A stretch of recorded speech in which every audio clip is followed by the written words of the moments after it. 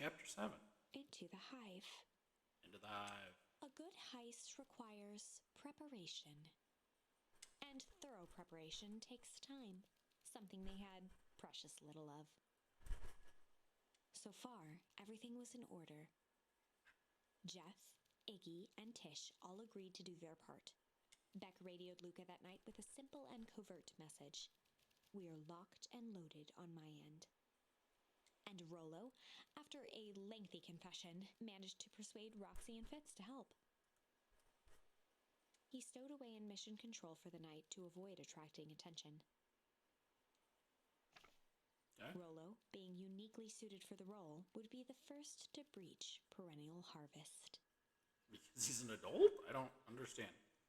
The outfit provided by Jeff wasn't perfect, but a convincing disguise is 10% wardrobe, 90% confidence. Oh, because he's orange, they're going to think he's one of their little raccoon men. Right? Rollo took a few vigorous breaths and shook out his arms. I looked and saw that I was wrong. He has a mustache. That's the disguise. It's literally just a mustache. Stick calm, Rollo. You do this. Oh, he's a mechanic. Got your delivery here. A delivery? I don't have anything in my notes about a delivery. One moment.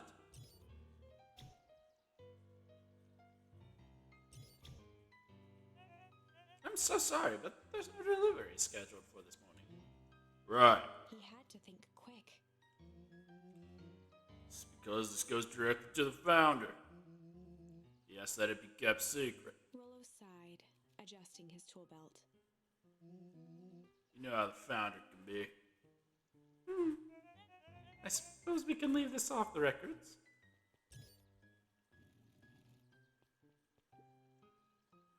A harvest awaits and such. With a stroke of his mustache, Oh, that was Rollo Rollo. proceeded into the Perennial Rollo Harvest said that. headquarters.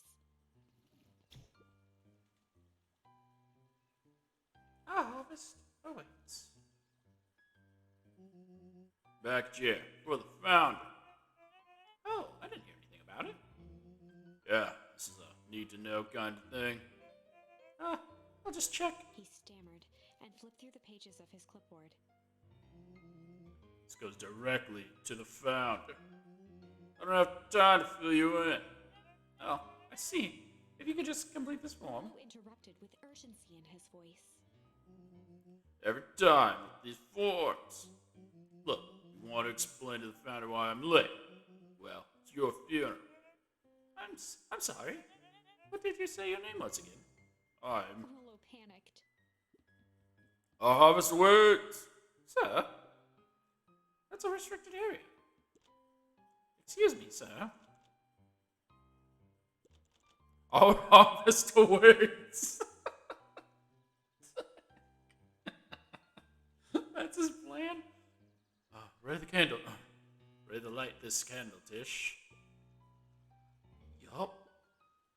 Suck on this, perennial ham fist.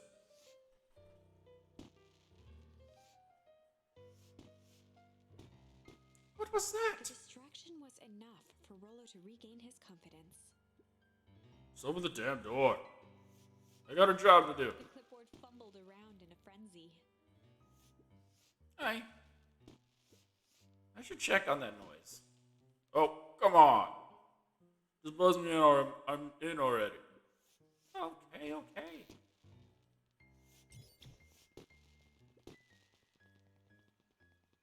I don't know what he said. Think he laughed? Yeah. That was close. Our harvest awaits? Hey, I figured. What a doubt. Stick with the classics. Well, that was a close one. But you pulled it off. Nice work, Rollo. Alright, everyone knows what to do. Yep, deep engineering is to the north. I'll go with Beck. Kid, she needs some muscle. I'll head east to the founder's office. You two be safe. Locate the founder's office? Harvest, better not go that way. Oh! Deep engineering wing. Beck and Rollo have that covered.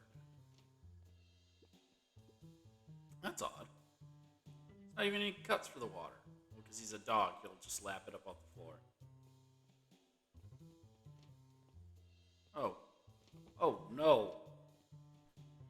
Okay, I think follow the black mats. Oh, I just want to explore. A hallway to nowhere. What's going on here? You can do it. Is this some sort of mind game? Like, I think I figured out the puzzle, but I want to explore everything to get more of the charms, right? Unless I got all the charms. Did I get all the charms? Wait, didn't this have 2 doors?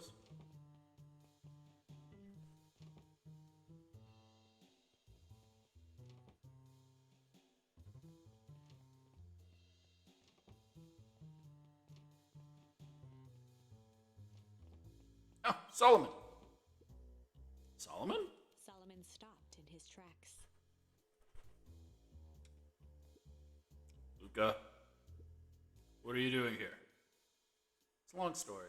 Are you okay? A veneer of confusion flashed across Solomon's face. His words rushed out dramatically. No, I am most certainly not okay. Some strange people grabbed me and... Were they in hazmat suits?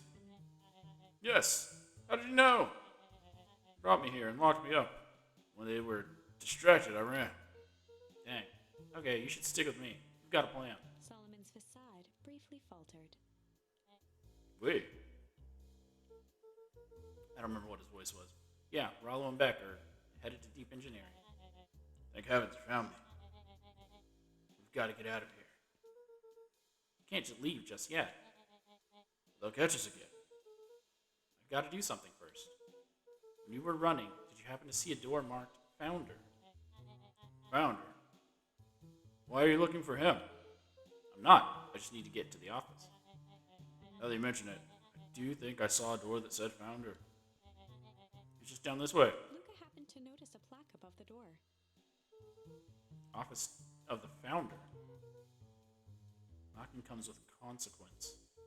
Oh, here it is. So it is. Pretty lucky that I ran into you, or else I might have missed it. Truly fortunate. Luca tried the handle. Locked. Solomon leaned forward to examine the mechanism. Regrettably, it seems to be some sort of electric lock. I don't see how we could possibly defeat a lock like that. Luca smiled and looked at his watch. Let's just wait a minute. Oh no, Ilona! What are you doing?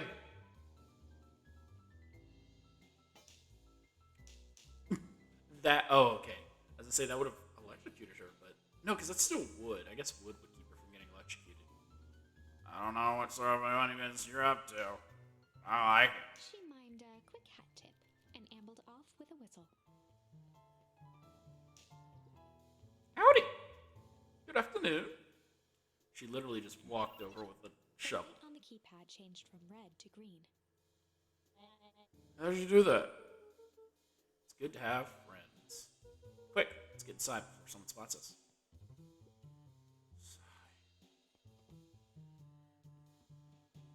Luca switched on his walkie-talkie. Rollo, I'm in. As expected, there's a control panel. Great timing. We're stuck at a locked door marked 24601. You need to get us through. What if someone catches us? We should get out of here. That was, I think, the voice he had. Right? I'm not leaving my friend Solomon. On the computer screen, a green cursor blinked in a password field. Surely, you don't have a way to get around the password. Luca pecked out his best guess. Underground secrets. The screen blinked to life. Columns of green numbers glowed on a black background. Oh, how did you guess that? Oh, it's this absurd password Rollo heard when he was down here before. It's funny how someone arrogant enough to call themselves the founder uses such a basic password. Or they were thinking several moves ahead, not expecting anyone to guess something so simple. These villain types always end up outsmarting themselves. Solomon's jaw clenched into a half smile. Powers of deduction are as impressive as your luck. Luca quickly scanned the columns for number 24601. Bravo, I think this should do it. Bingo bonga. Doors open, Luca. You never fail to impress. What is that slippery lad even doing down there? We have a friend whose mom is in trouble. We're here to get her out. I see. Okay, Luca. Okay, Luca. I think we're close.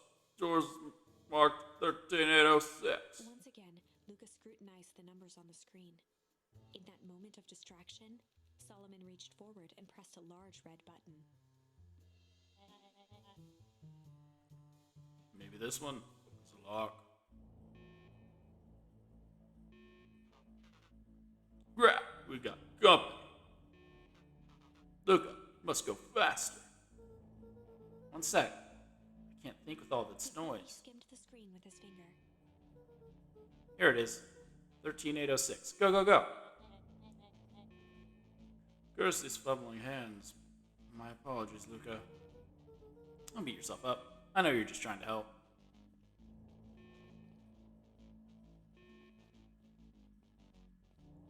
Oh wait, they're coming our way. Oh man. Oh man. The water cups. Rollo.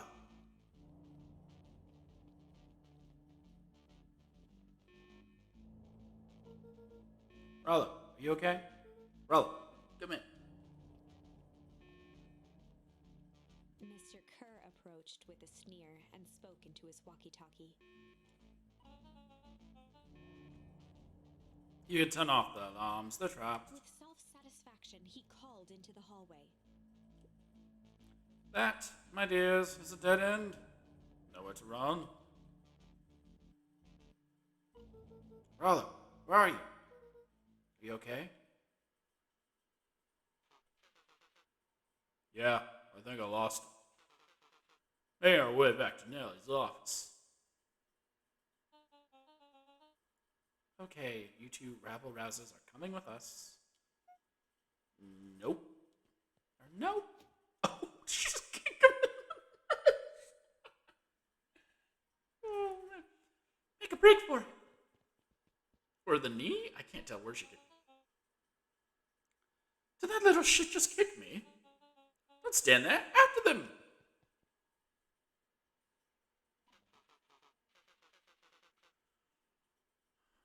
Okay, I think that worked. Roxy and Fitz have them on a wild goose chase. I'm having trouble following what just happened. Like I said, it's good to have friends. You have none. You threw darts at your own son like a total D-bag. Rollo, how long do you think Roxy can distract them? How long can Roxy keep someone so pissed off they can't even see straight? Let's just say we've got time. Enter Nellie's office now.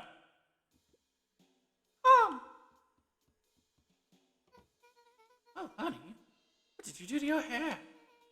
I thought you'd be happy. I finally used the young chemist lab kit. Oh, you sure have a knack for making me incredibly proud of it in the most frustrating ways. Is she a squirrel? I assume she's a cat. Because then her whole family's cats. But she seems also more like a squirrel. You need to get you out of here. Wait, who's your adult friend? Oh, I'm not an adult. Ever heard of a growth spurt? I have more of a growth spear. No, that's not possible. Nellie leaned over to examine his teeth. Substantial banding on the enamel of the molars, consistent with Tempest's liquamine exposure. Is that what you call the gunk that forced me to drink? You drank it? Oh no.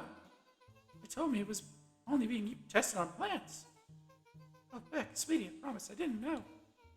Mom, what the hell's going on at this place? brought here to work on the discovery of a lifetime. A novel chemical compound was discovered under beacon pines and a wellspring they called the Source. They called it Tempest Liquamine. It pulls energy from its surroundings in order to fundamentally alter matter's relationship to time. It was a secret to Valentine's fertilizer. They harvested the source and fused small amounts of Tempest Liquamine into the product. It worked wonders, drastically accelerating plant growth. Crops would be ready to harvest in a fraction of the time. But it led to complications. Foul harvest. Real harvest came in to clean up the mess, to succeed where Valentine failed. But Tempest Liquamine is rebellious. Rebellious? You could think of it as a manifestation of change itself. It's volatile, but its very nature, by its very nature. So the more you try to force it to do something, to do a specific thing, the more it resists, yes. It's a metaphor. Because that's what it is. I can relate to that. My role was to finish the work of my predecessor, Dr. Prescott. Harnessing Tempest Liquamine to reliably manipulate an organism's age. Just imagine how many people we could feed. Mr. Kerr was very insistent that we achieve a successful result before today's festival. But you didn't, right? Nellie sighed. You know how much I love a good puzzle. I poured myself into the problem. It wasn't long until I discovered oddities in Dr. Prescott's notes. Oddities? They contained obvious errors, mistakes that someone of his reputation would never make. So I fixed them, and now I get to replace my entire wardrobe. I really am truly sorry. Yeah, those clothes were all hand-me-downs anyways, from his sister. It sounds like Dr. Prescott figured it out, got cold feet, and intentionally sabotaged his own work. I had considered that possibility. I've sent a letter asking him to clarify his thinking. Mom, Dr. Prescott is dead. Kerr had him killed. What? I overheard them talking about it on the radio. That's why we gotta get you out of here. I just... Like, now. Wait, the vial. I finally solved the chemical equation allowing direct control of aging. Mr. Kerr picked it up just before you came. All the more reason we gotta hightail it. Look, you got Dr. Modwell heading your way now. Roger that. Be careful. Alright, everything's on track. And what is your plan for escape? We'll go over everything when they get here. Meantime, maybe we can dig up some more info. I mean, Luca, on the wall is a photo of, so I was getting a drink of water. A photo of Sharper, Eris, and Augustus. You think you would have put the clues together that, Solomon looks identical to Sharper, but just a child. But okay. Now it's 80 proof whiskey. A hard drink for a hard man. Wow, even his alcohol is arrogant. Solomon muttered inaudibly. I should just smother you right now. What's that? I said, I shouldn't bother you right now. Don't be silly. You're no bother at all. Let's see what else this bad boy has on it. Security system, time card logs, payroll. We're just being so evil. This guy sure is boring. Solomon once again muttered under his breath. Just you wait. Huh? Oh, nothing. Luca tugged on each of the cabinets. Dang, this must be the good stuff. They're all locked. Perhaps he's not as careless as you suspected.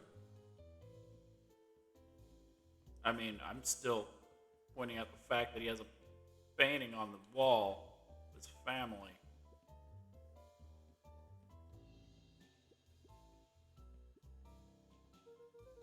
really sorry you got dragged into this mess, Solomon. You didn't worry about me. Well, I feel bad either way. We're gonna get you out of this, I With promise. a subtle, quivering lip, a smile crawled across Solomon's face.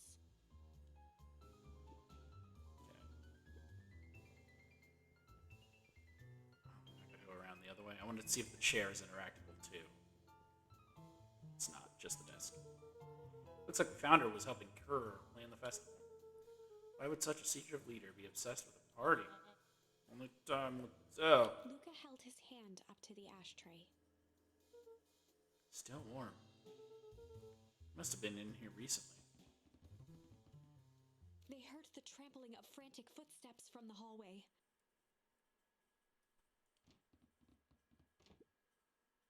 Lock it. Lock it. Lock it. Lock it. Locked. That was close.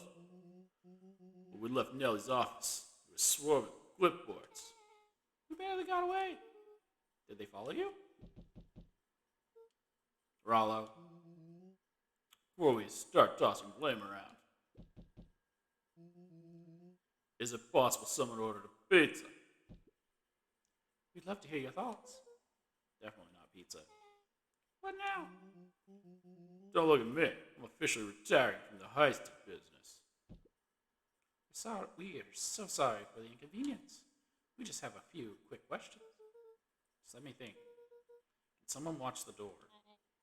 Of course.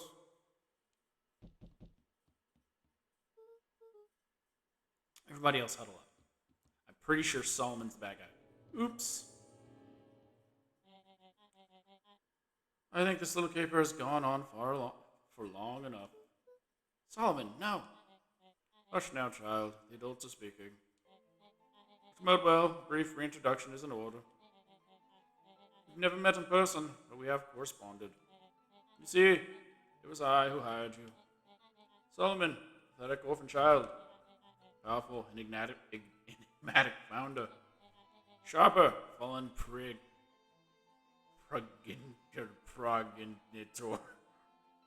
progenitor, I don't know, who created this town. Perennial harvest, Valentine fertilizer, all connected by a single thread. Yours truly. But that's... Her eyes searched the floor in thought.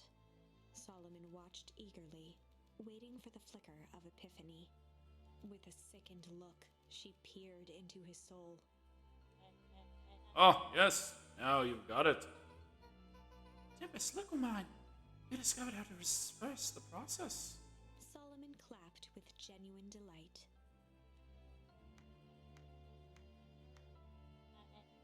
Very good, Dr. Modwell. Modwell, very good. Though the discovery wasn't intentional. Solomon glanced down, examining his youthful form. The effects went a little too far for my taste. That's why you needed me to finish Dr. Prescott's work. But you did, admirably. Mr. Kerr, the vial, please. Kerr presented it with a theatrical twirl of the hand.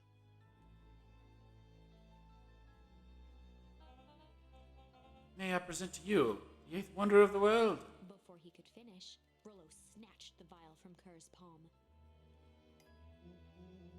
Wow, this stuff sounds pretty valuable. Be careful, you fool. You have no idea what you have in your hand. Actually, you're deaf. You did a whole evil villain monologue thingy about it. Rollo casually tossed the vial to Luca. Gosh, maybe I'll have a taste. Luca jiggled the vial mockingly. Seize him! Luca, over here! Move another inch, and I'll smash it. She held it tightly behind her back. Solomon sighed, speaking in crisp, measured syllables.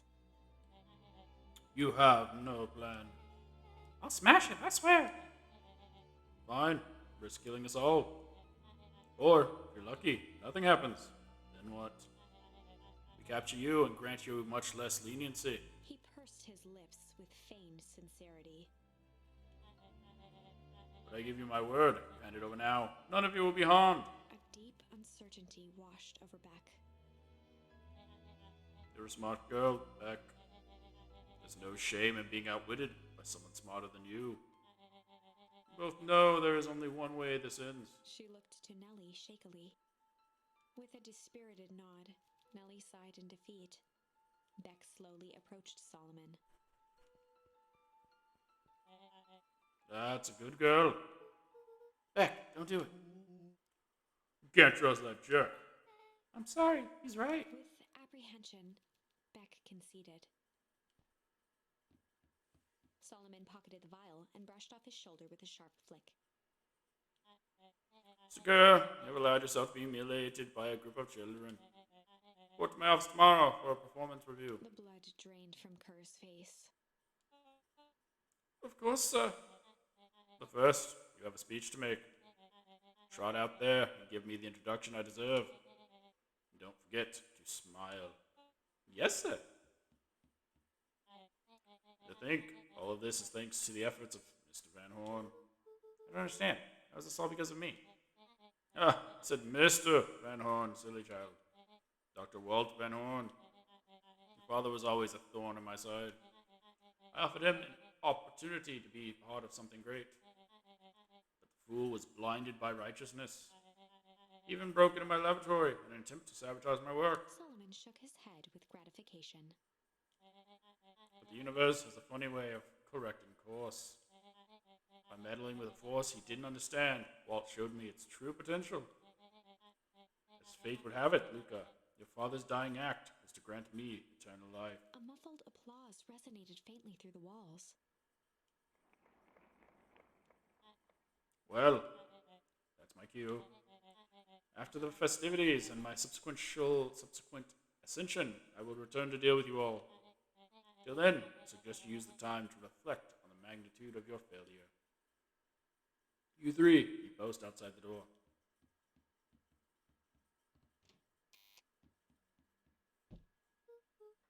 Well, crap. I mean, we literally have the button to open the doors. That's not the issue. Hey. I'm sorry, Luca. I did what I had to do. I know. It's just, we were so close. I got a feeling that eventually Solomon will get what's coming to him. Time wounds all heals? Time wounds all heals. Instead of time heals all wounds. Well, time seems like less of an issue for him now. She swapped the vials, clearly. It wouldn't have bothered to mention that she held it behind her back. Nellie was staring at the floor, deep in thought. Sorry, Luca. Give me a minute to calm my mind.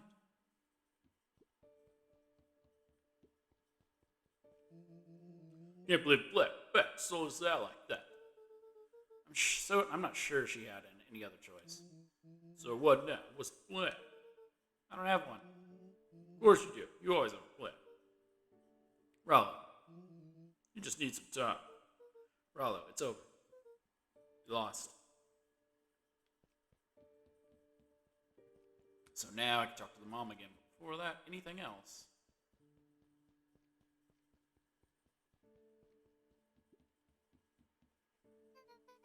Luca, there's something you should know. After Mr. Kern locked me in that office, I had nothing but time and curiosity. I poked around a bit, hoping to find a means of escape, but found something else. A note hidden in a false drawer. What sort of note? Dr. Prescott must have sensed his time at Bring office was growing short. So he left behind a letter in the hope it would be found by his successor. It was a confession of sorts. He left it for me, but its contents, Luca, I think they were meant for you. Why? What did it say? It was about an incident with your mother. Dr. Prescott found her in his lab with a stolen keycard. There was an accident. She had been exposed to extreme amounts of Tempest liquid. The card dropped from Luca's face. I forgot he doesn't know in this timeline that his mom is his grandma. She survived. Dr. Prescott decided to help her recover. He no longer trusted Maria Harvest, so he kept her whereabouts a secret. Over time, her mother led him to reconsider the purpose of scientific discovery. Science is often at the vanguard of change, but that doesn't mean it's always right. He realized that that no one should have control over something as powerful as time itself. I now believe that why he began to intentionally sabotage his own work now. And it cost him his life. That's a reasonable conclusion. Luca was overwhelmed with emotion. But if she's alive, where has she been? Where is she now? And then the explosion of the ice. Sounded from the hull. Oh, that's the end of it. Chapter 8. It was like the explosion of ice is gonna happen.